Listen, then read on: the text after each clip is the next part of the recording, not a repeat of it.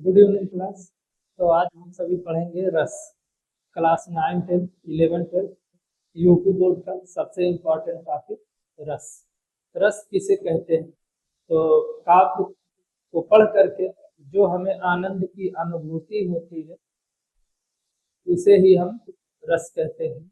और रस के प्रकार, तो रस के कहीं कहीं 9 प्रकार माना जाता है और कहीं पे 11 प्रकार माना जाता है। तो चलिए आज हम सब ही पढ़ेंगे रस। तो पहला रस है श्रृंगार रस।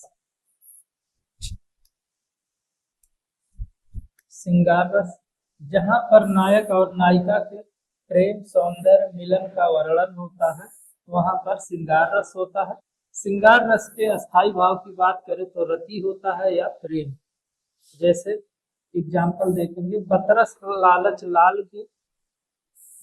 लालच लाल की मुरली धरी लुकाए, सौ कहे भौहन हंसे दैन कहे न जाए।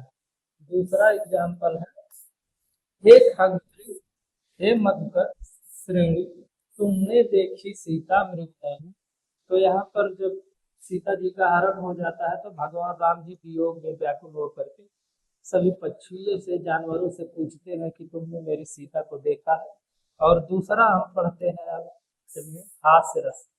हास्य रस का अस्थाई भाव हास होता है या हंसी होता है।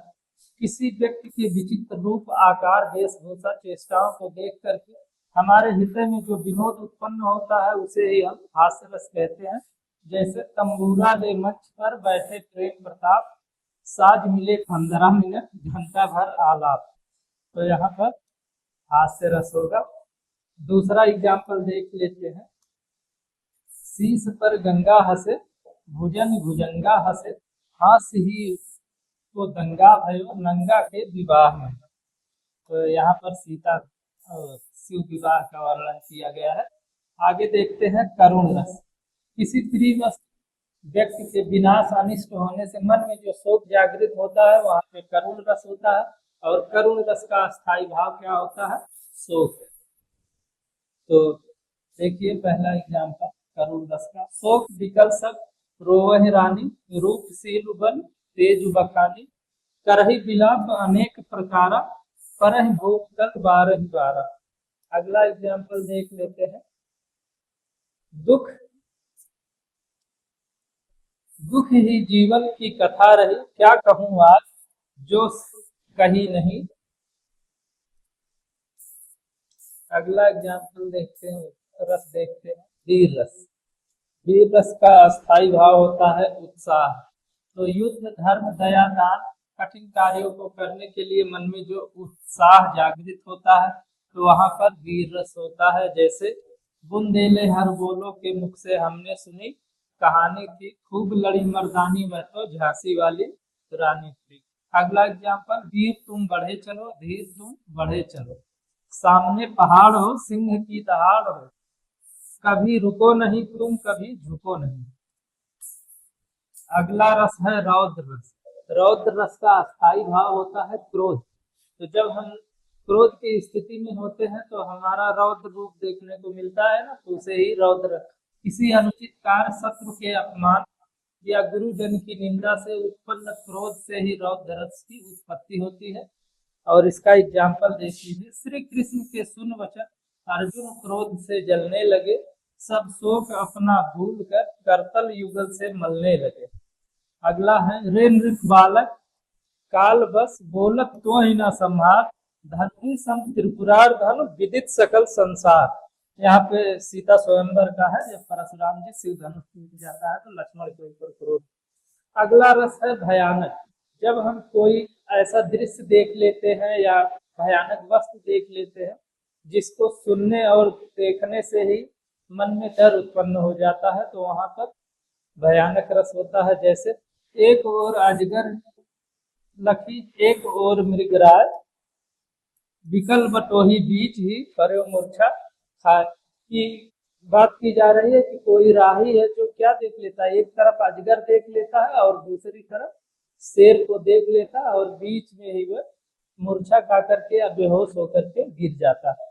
अगला उदाहरण, उधर गरजती सिंधु लहरिया कुटिल काल के जालों से चला आ रहा फेन उगलती फैन फैलाए व्याल।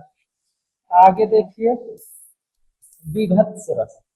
विभत्स रस का अस्थाई भाव होता है जुगुप्सा या घृणा।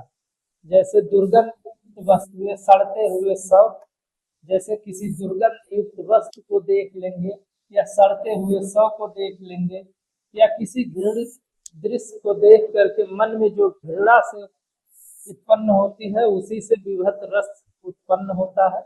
देखिए इसका एग्जाम्पल देख लीजिए। सिर पर बैठो काट, आठ देव खात खींचत, जीव सियार अति आनंद उर धरत। दूसरा है रक्त मांस के कीचड़ में सब गिद्ध चील मंडराते थे, अध कटे सौ के ढेरों से घिनौने दृश्य बनाते थे। अगला है अद्भुत रस। अद्भुत रस का अस्थाई भाव आश्चर्य या विस्मय होता है। किसी अलौकिक या आश्चर्यजनक दृश्य को देखकर जो विस्मय का भाव जागता है तो वहां पर अद्भुत रस होता है। जैसे अखिल भुवन चर अचर सब हर में लक्ष्मात, चकित भई गदगद बचना विकसित दृग फुलकात। दूसरा है देख गगन में रूप मेरा, यह देख कौन पात मेरा, मुझमें संसार समाया है, मुझमें यह चक्र धराया है। अगला रस देख लेते हैं शांत रस। शांत रस, शांत रस का स्थायी भाव निर्वेद या वैराग्य होता है और संसार की अनियता और तत्व ज्ञान की प्राप्ति पर मन में जो शांति मिलती है वही शांत रस होता है। मतलब किसी से कुछ लेना देना नहीं है, तो ऐसी स्थिति में कौन सा रस होगा? शांत रस होगा। जैसे जब मैं था तब हरि नहीं, अब हरि है मैं नाही, सब अंधियारा मिट गया जब दीपक देखा मान।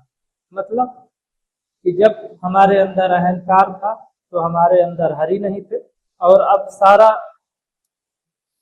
अंधकार मिट गया है या सारा अंधेरा या सारा अज्ञान दूर हो गया है जब हमने हरि के ज्ञान रूपी दीपक को देख लिया।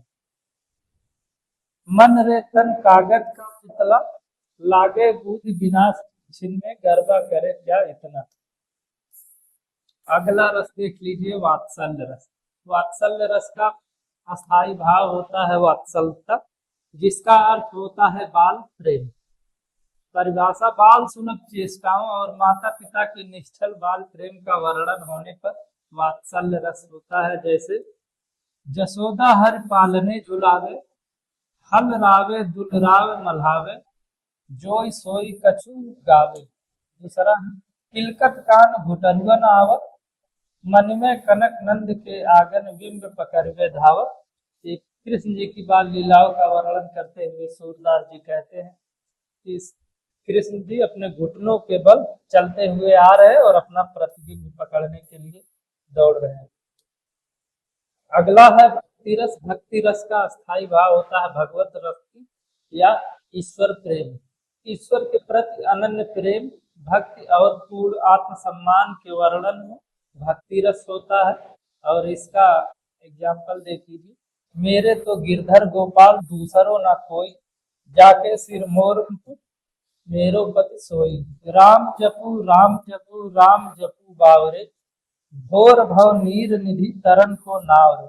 मतलब राम रूपी नाव का सहारा लीजिए या राम नाम का जप करते रहिए इस संसार रूपी भव सागर को पार करने के लिए। और ये क्लास आपको अच्छी लगी हो तो हमारे चैनल से जुड़े रहिए। चैनल को लाइक शेयर सब्सक्राइब करना ना भूलें। धन्यवाद।